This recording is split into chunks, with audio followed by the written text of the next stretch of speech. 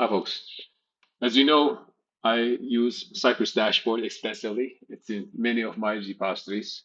And Cypress has been working on an amazing feature that we've been looking forward to. That's called Replay.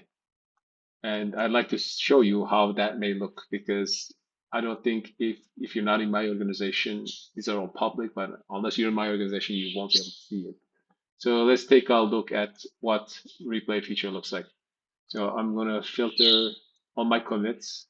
And when I was playing around with this, you see this PR called test replay. Now I did an intentional failure, right? And then, so you see the usual failure, but when you hover over it, then you'll see this test replay button. And then you go to the left, right, next to where you used to see video and screenshots, you'll see the test replay. And you go to the same link.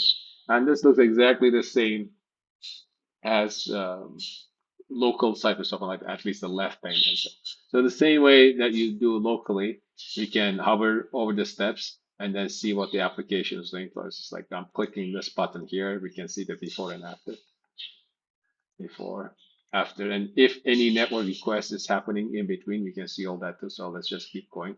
Right here, what's happening is we are filling in, we're adding a boy to the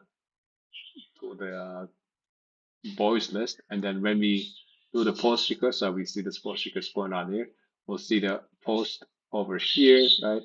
And then we'll see the response to, and then we can click on this and then see the request body. So we had filled that name and description over here before it started loading. You can see that, right? OD Lakin and then the description. So we see that nicely over there. Right? And then the beautiful part is we also see the response, right? So we add that entity and then the backend gives us an ID and then that thing populates in the UI. And then as we hover through it, as we keep going through the replay, we are ensuring that the list, of course, it's an intentional failure, right? We're ensuring that the list doesn't contain that, but then it contains that, right? And then that is the failure. So it keeps retrying, and then right where it's red, we'll see the exact failure. So this unordered list, we expected not to contain that string, but then it's containing it, right? And as usual, if you click on something and inspect it, right, let's close this. You have full access to the DevTools over here.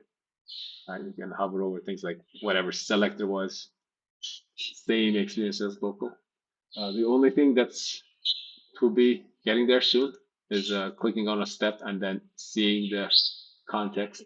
So I think that's important for API testing. And this is still closed beta, but we have permission to talk about it now because I've been using it in many repos and internally too. It's quite fast and stable. There's been some little bit of concession. So now that we have all these steps, right, and we have the full video and all, we don't upload the video anymore. So that is saving some time. You can still get it uploaded, but then if you have replay, it doesn't upload. So that's one thing. And then the second thing, I think, looks like this one. I think in so this one has the test steps, but later on I turned this off because number one, when you turn it off, things are faster, and in large repositories with over 1,000 tests, it was more stable. So with this, it may crash for the time being. But right now, you don't need these steps if you're looking at the screenshot, right? So I mean, you have the replay. And that is only the case if you have replay. If you don't have replay, you still get the video and screenshots like we always used to. So it looks pretty neat.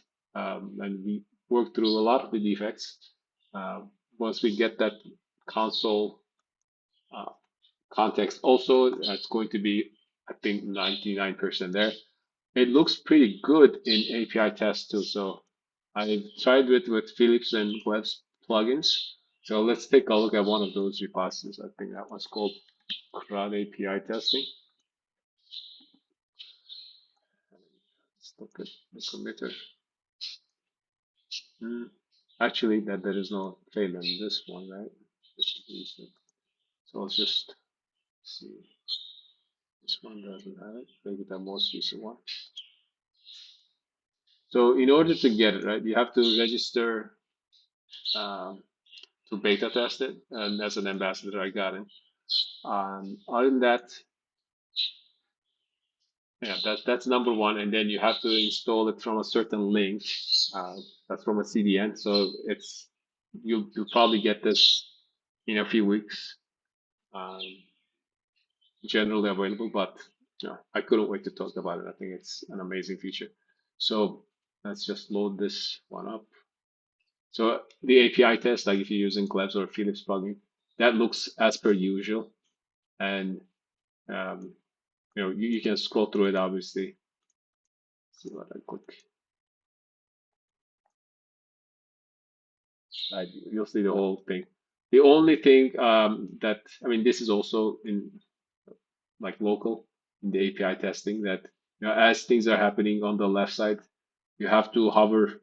I mean, let's say we stop the site. You have not hover, but you have to scroll all the way down. So like let's say like this one of these happened, request happened, and then to see the response like this put request happen, right? Like and then to correlate that, I have to scroll down all the way here.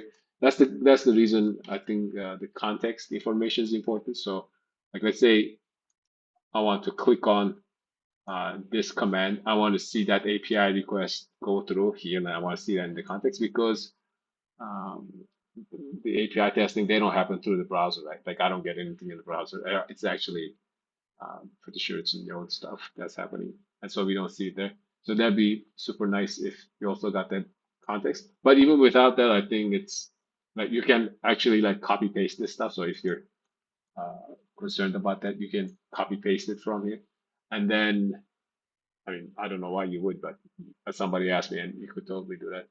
And then you see the whole information. So, in a nutshell, that's replay.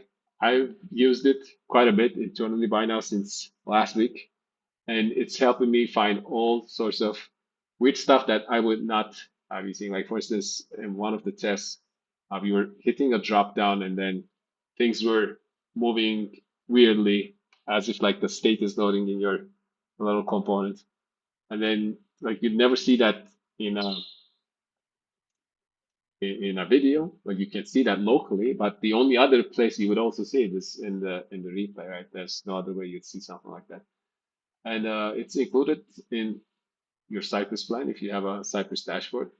Um, I can't wait for it to become generally available, and we've been using it for a week at extent in one or two repositories. So far, looking great, and I would recommend everyone to check it out.